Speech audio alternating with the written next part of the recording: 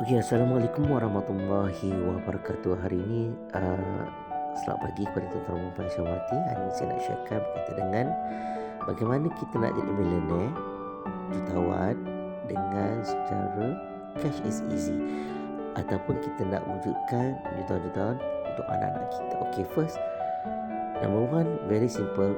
Brand yang saya nak sharekan kepada tuan-tuan dan puan ni memang dah long lasting, 50 tahun dalam industri unit amanah, unit trust. Okay, dalam kehidupan kita, normally kita dah start kerja dalam lingkungan at age of 23 sampai age 60. Dalam kehidupan kita sepanjang 35 tahun tersebut, kita normally, okay, kita bayangkan kita dah start kerja dan kita nak jadi jutawan, ataupun kita dah start kerja, kita nak pastikan anak kita jadi jutawan. Apa yang kita kena buat? Menabung. Okey, dan biasanya apa yang spending ataupun keperluan perbelanjaan kita yang kita lakukan, contoh beli kereta, kahwin, dapat anak, beli rumah, melancong, pendidikan anak, sport dan hobi kita. Mungkin kita ada nak bayar settle buat credit card, nak buat bisnes, nak buat haji, nak buat umrah, nak sedekah, charity, donation. So ini adalah cycle yang logik. Tapi macam mana kita nak jadi jutawan? Okay, at the age of 30, you will have many commitment on your back. Macam-macam. Kahwin, anak, kereta, loan rumah, financing, pendidikan anak, kredit kad, debit card dan bersara. So, kalau sekarang ni, kalau kita hilang duit, kita hilang kerja, kita ada duit tak? Okay, sebelum kita nak jadi jutawan ataupun apa, kita kena pastikan apa plan B, backup kita. Okay, satu, number one. Number two pula, okay, kita tengok pula daripada sudut lain adalah, okay, kita tengok tadi kan, kalau kita hilang kerja hari ni, adakah anak-anak kita terjamin? Ya, rezeki kita di tangan Tuhan, tapi kita kena berusaha dan merancang untuk persediaan. Okay, and then so apa yang perlu buat? Dapat gaji ni nak simpan duit, tapi seluruh habis macam mana nak simpan? Okay, remember, sekarang ni setiap masa is a good time to invest, and it's never too early to start planning for passive income. Kita buat setiap masa adalah habit ataupun daya dan budaya menabung kita. Macam mana kita menyimpan duit, menyusun duit. Market turun naik, tapi kita menyimpan duit untuk jangka masa panjang, untuk diri kita, untuk anak-anak kita, dan apa-apa berlaku untuk kita grow kan.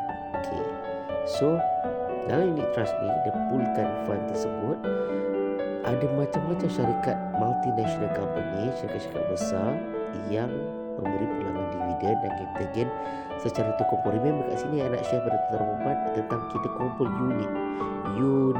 Maksudnya berapa banyak unit rumah kita, contoh, untuk kita dapatkan hasil. Apa kelebihan unit trust? Pertama, sektor diversification, pelbagai sektor, kecairan. Ada orang yang uruskan professional fund management daripada public bank kan. Lepas tu, wide investment exposure ni bukan saja dekat Malaysia, dekat luar negara. Okay, so macam mana kita nak berjaya dalam nak menabung untuk kita, untuk anak-anak kita? Okay, mulakan dengan initial capital. Ada orang mulakan dengan EPF, ada orang mula dengan duit sendiri, ataupun lump sum, ataupun setiap bulan. Buy cheap, sell high. Okay, beli masa rendah, jual masa tinggi. Medium to long term. Okay, kita susun untuk jangka masa 5 tahun ke atas, contoh. Okay, untuk kita dapatkan compounding konsisten, passion dan where hit the target ROI. So benchmark I very simple. Tak kira lah, benchmark I very simple. 10%, tiba-tiba dalam masa 6 bulan 10%, switch, ambil keuntungan tu, switch, beli rumah lain.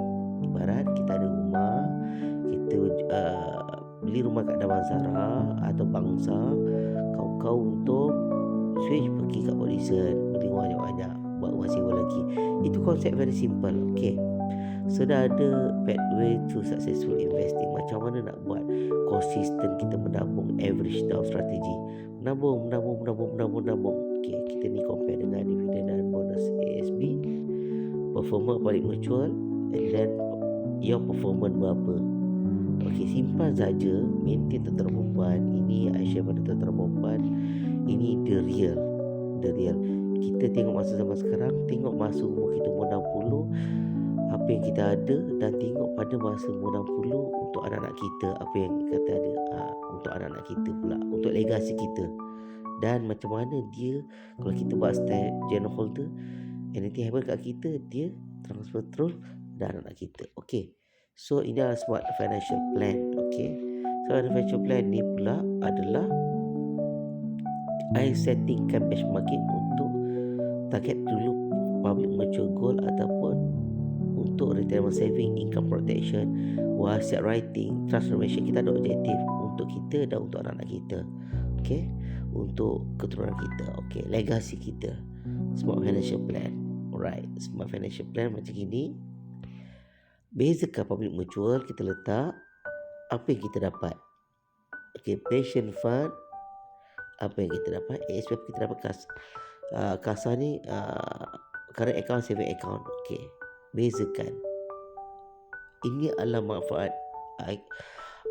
Orang kata I nak share pada perempuan is the smart way how to make more money in this. Okay, best ke best, sangat best. Best ke best, sangat-sangat best. Ini yang membezakan dengan platform lain.